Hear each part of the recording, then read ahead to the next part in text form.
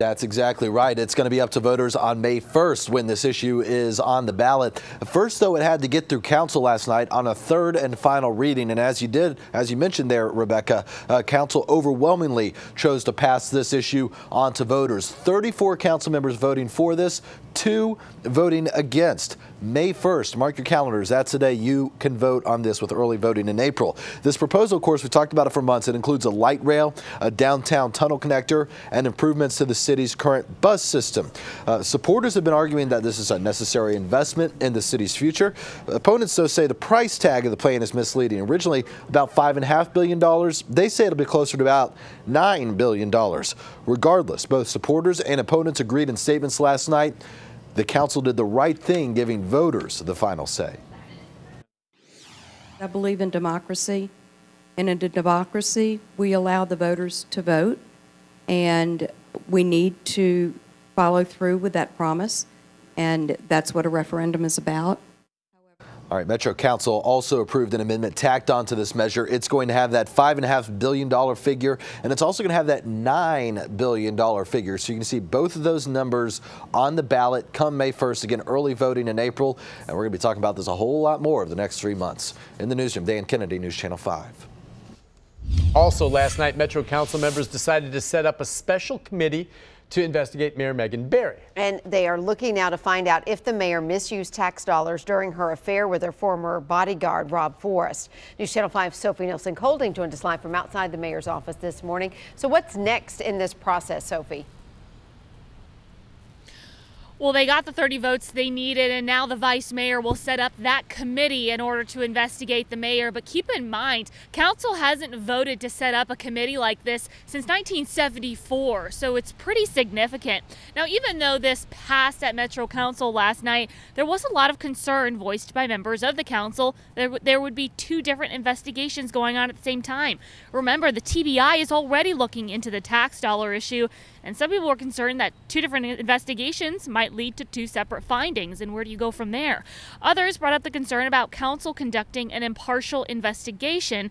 Others said it's the council's responsibility to answer these questions from taxpayers.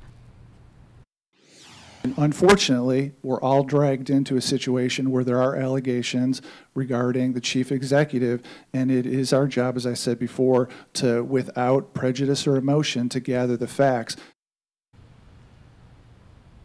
Now remember, Mayor Megan Barry maintains that she did nothing illegal. Live at City Hall, Sophie Nielsen-Colding, News Channel 5. Metro Council members have pushed back on a proposal from Mayor Barry. After a lengthy discussion, the council approved additional funding that will keep Nashville General Hospital open through June. The resolution gives the hospital more than $17 million, and the mayor had originally proposed taking funds from other Metro departments and called on a hiring freeze.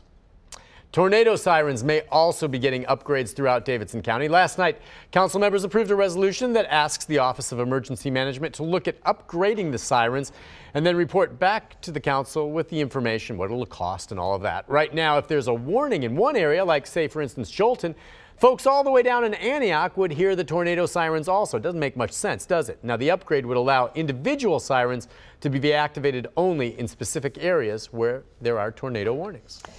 And another issue on the mind of Metro Council members, short-term rentals. Now one homeowner is asking for your help finding the renters who trashed his East Nashville home over the weekend. This surveillance footage right there on the porch, it captured dozens of people going into the home on Saturday night. The renters threw a massive party, trashed the home, and caused thousands of dollars in damage. We're told they rented the home on a site called Red Awning, which doesn't have a vetted verification process like Airbnb. This is my home, and you had to have known that this was being destroyed while you were there. We have blacklisted them within our company. We've done all their aliases with HomeAway, VRBO, Airbnb. We are working with Red Awning. If you recognize anyone in the video, give police a call. And a company that hosts drag shows in Portland will be moving to Gallatin. Last fall, the city of Portland passed an ordinance that would have essentially banned Elite Productions from holding drag shows. After months of controversy, the city adopted a new ordinance that wouldn't prohibit the shows, but it would treat them like other adult businesses. Now, Elite says they'll feature their shows at Rico's Stage Lounge in Gallatin beginning February 16th. While they'll have drag performers, the company also plans to feature DJ bands and even a kid-friendly trivia night. You will soon be paying a higher sales tax if you live or shop in Williamson County. Why? Well, voters chose to increase that tax by half a cent yesterday. The temporary referendum is expected to bring in nearly $70 million over 3 years. That money will be used to fund construction and expansion of schools in that growing area. Mid-state officers are honored for saving a man from a burning home. We covered this story last month, and that's when Clarksville police officers Darren Koski and Donald Gibson faced massive flames to rescue 30-year-old Ben Gregg. Yeah, they did a good job. The officers kicked in the front door to the home on Stafford Street and crawled on their hands and knees to save Gregg. And shortly after getting out, the house exploded. Clarksville Mayor Kim McMillan and the City Council honored the officers, Koski and Gibson. They read a proclamation commending their heroism, and they also awarded medals of valor from the police department and awards from the American Red Cross.